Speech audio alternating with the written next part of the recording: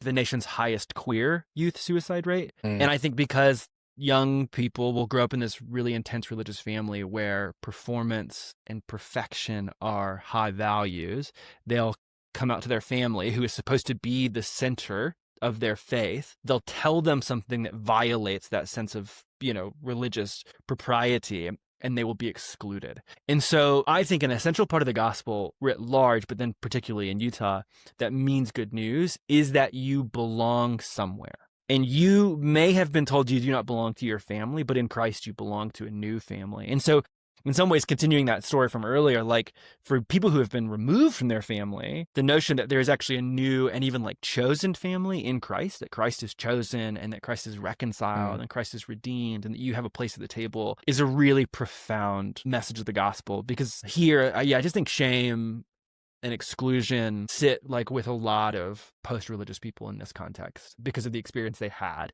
in the suburbs or whatever. So that was the second point, is how there's this story of belonging that's essential to the good news, which is then becomes very important to me and helps me understand how good the gospel is. And then also as I'm communicating it to those around me.